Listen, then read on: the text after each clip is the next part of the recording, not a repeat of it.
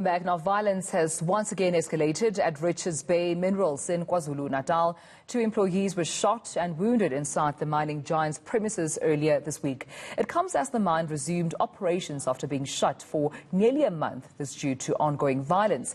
And that decision had been prompted by the shootings of 2 other workers.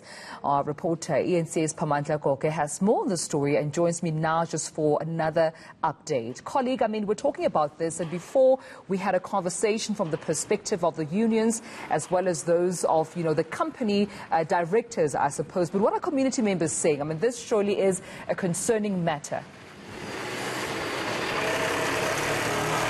Absolutely. Community members are very worried about the latest developments. Remember that this mine is the biggest employer, not only in Richards Bay and surrounding, but throughout KwaZulu-Natal in the country. It employs about 5,000 people. It's one of the biggest taxpayers in KwaZulu-Natal. In fact, it's the biggest taxpayer in KwaZulu-Natal, paying taxes in the region of about 1.3 billion annually. So people in and around Mzingazi area are very concerned with the latest developments. Remember that most of them, they work at this mine. So what is happening here affects them. But most of them, those that we have spoken with, are employees who are scared to go on record and on camera. But they've told us off the record that indeed they are scared.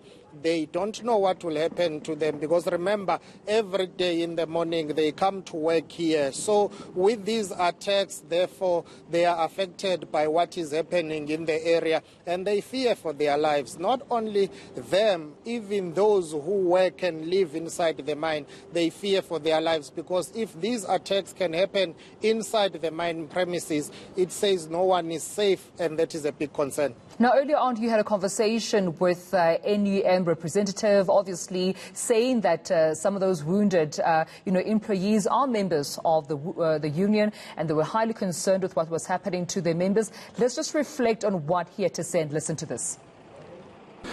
It will happen every time when you engage them. Most of them, they are scared. They are saying, because they don't know who is doing this, who's attacking them, in as much as this can be associated or be clarified or identified as criminalities. But we remain concerned as employees, and those, some will be scared to come and talk freely. Now, Spamandla, I'm sure the unions are not the only stakeholders that are quite concerned about what's been happening around RBM. You mentioned earlier that the company is a big taxpayer within the region of KwaZulu-Natal. Perhaps let's just reflect on, previously how these crimes had affected their pockets.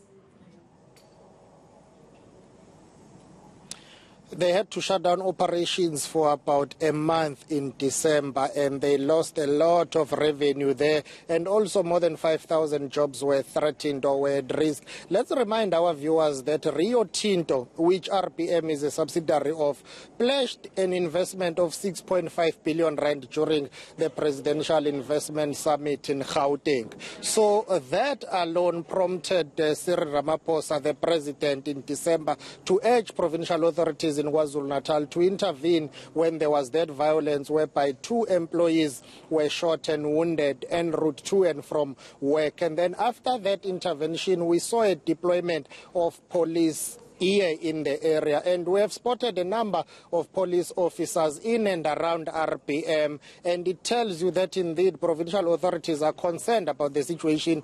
There have been interventions that have been made, including beefing up security. When staff buses come in and out of this mine, they are escorted by police. But in late December, I think on the 27th of December, I was able to interview the managing director at RBM, who told me that they are back at work, but it's not full operations for now. They will monitor the situation. If they still feel that their employees are not safe, they will then have to take harsher decisions or measures to ensure that their employees are protected. Hence, that 6.5 billion rand expansion project in what is known as the Zulithi South expansion project is still on hold. That investment has been halted following that violence which happened in December last year. So there is a lot at stake here. We are talking about lives of employees. We are talking about thousands of jobs in an economy which is also shedding jobs as we speak. Thousands of people are said to lose their jobs in other industries.